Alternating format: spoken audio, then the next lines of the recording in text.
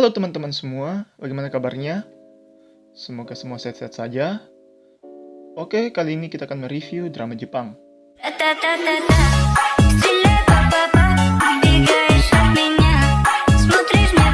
Eits, bukan drama yang ini. Tapi drama Jepang yang berjudul Unsung Cinderella Midori the Hospital Pharmacist. Drama yang disutradai oleh Ryo Tanaka ini dirilis pada 16 Juli 2020. Drama ini mengangkat tema tentang kesehatan, khususnya pada profesi apoteker. Singkatnya, Unsung Cinderella mengisahkan seorang wanita bernama Aoi Midori yang bekerja sebagai apoteker di Yorusu General Hospital. Ia merupakan sosok apoteker pekerja keras dan sangat peduli kepada seluruh pasiennya. Dirinya dapat mengetahui perasaan pasien hanya dengan menatap wajah mereka. Dalam setiap episode drama ini, memunculkan berbagai permasalahan baru dan membawa penonton dalam suasana haru ataupun bahagia. Tiap adegan disuguhkan seolah-olah membuat penonton berada dalam drama tersebut dan ikut andil dalam setiap perannya. Drama ini banyak memperlihatkan kegiatan apoteker di rumah sakit, seperti meracik obat, lakukan monitor terhadap obat dan kontrol pasien, sampai pada pelayanan informasi obat. Tak hanya itu, Unsung Cinderella menampilkan apa saja suka duka seorang farmasis di kehidupan nyata. Cerita diawali dengan seorang wanita bernama Wakatsuki Haruna berusia 34 tahun yang mengkonsumsi obat dalam jumlah yang tak wajar ketika berada di taman. Setelah mengkonsumsi obat tersebut, diperlihatkan kalau dia mengalami halusinasi, dan sesaat kemudian Haruna pun jatuh pingsan. Ia dibawa ke Yorusu General Hospital. Adapun hasil pemeriksaan medis awal yaitu tekanan darah 95/88 mm air raksa, tingkat kesadaran 100 GCS. Terdapat luka lecet di pergelangan tangannya akibat jatuh pingsan. Kemudian apoteker Aoi memeriksa barang bawaan yang dibawa oleh pasien. Ditemukan dua jenis obat yang ia bawa, yaitu tablet lorazepam dosis 0,5 mg dan Sopiclone dosis 10 mg. Obat ini ia dapatkan dari berbagai apotek dengan menggunakan resep yang sama sehingga jumlah obat yang ia dapatkan begitu banyak. Adapun hasil pemeriksaan medis lanjutan yaitu ditemukan organ hati pasien berlemak dan pasien mengalami aritmia jantung. Dokter mendiagnosis pasien mengalami overdosis akibat lorazepam.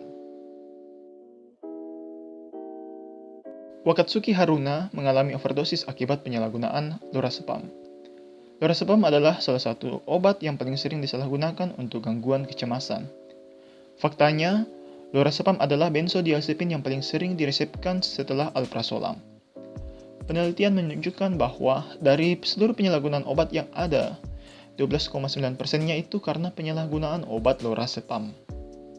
Kita ketahui bersama, lorazepam merupakan obat golongan benzodiazepin yang digunakan untuk mengatasi gangguan kecemasan serta kejang. Obat ini tergolong ke dalam obat psikotropika dengan kelas terapi ansiolitik atau hipnotik sedatif. Dalam ilmu farmakologi, mekanisme kerja dari obat ini adalah sebagai agonis reseptor GABA. GABA atau gamma aminobutyric acid merupakan asam amino yang bertindak sebagai neurotransmitter penghambat di sistem saraf pusat. GABA menghasilkan inhibitory postsynaptic potential yang menyebabkan hiperpolarisasi. Hiperpolarisasi sel saraf atau neuron menyebabkan penurunan aktivitas sel neuron dan menghambat transmisi impuls saraf sehingga menimbulkan efek menenangkan. Maka dari itu, orang-orang yang sedang mengalami permasalahan hidup akan cenderung menyalahgunakan obat ini. Lalu, bagaimana dengan efek samping yang ditimbulkan oleh obat ini? Efek samping dari lorazepam dapat berupa kantuk, sakit kepala, mual, tidak nafsu makan, dan lain sebagainya. Namun, jika efek sampingnya tidak kunjung membaik atau makin parah, gejalanya dapat berupa halusinasi, lemas, kesulitan berjalan, gangguan hati, demam, gangguan aritmia, bahkan kejang-kejang. Oke, kembali ke kasus. Dokter mendiagnosis Nyonya Haruna mengalami overdosis akibat lorazepam. Tanda yang diperlihatkan pada episode ini yaitu pasien mengalami halusinasi, hati berlemak, dan gangguan aritmia jantung. Kita bahas dulu apa itu hati berlemak atau fatty liver.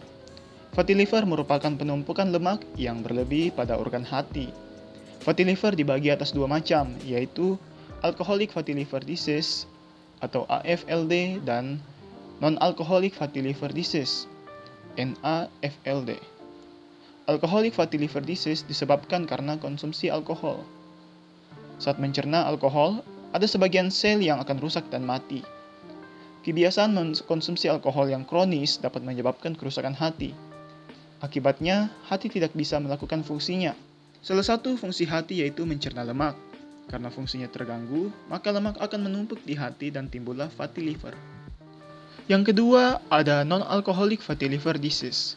Penyebabnya bisa karena sindrom metabolik, obesitas, penyakit kardiovaskuler, diabetes, dan penggunaan obat-obat tertentu.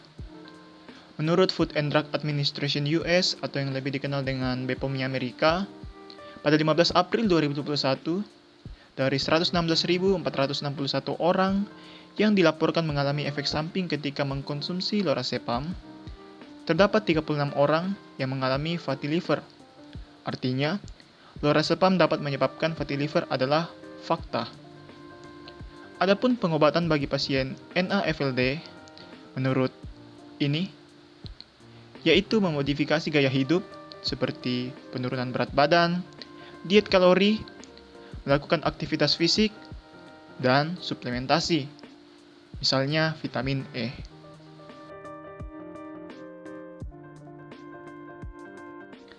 Untuk pengobatan yang dilakukan dalam episode ini, yaitu dengan pemberian infus dan pemberian pil laktase atau pil placebo.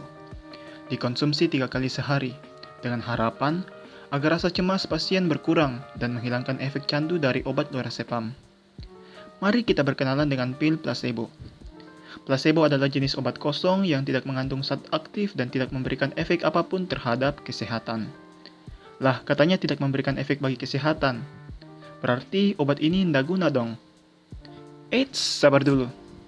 Placebo ini akan memberikan efek pada tubuh yang dikenal dengan placebo effect. Placebo effect bekerja dengan cara merangsang pikiran dengan hal-hal yang positif, sehingga akan memberikan peningkatan mood secara psikologis. Meskipun masih kontroversial, penggunaan efek placebo ini terbukti efektif dalam menangani gangguan mental ringan. Lalu, faktor apa saja sih yang mempengaruhi efek placebo ini? Dapat meliputi reaksi hormon, karakteristik placebo, sugesti, dan hubungan antara dokter dan pasien. Sekian video untuk saat ini. Terima kasih buat teman-teman semua yang telah menonton hingga akhir. Pesan kami yaitu gunakanlah obat-obatan dengan bijak sesuai dengan arahan yang telah disampaikan oleh apoteker. Terima kasih dan sampai jumpa. Ready, one.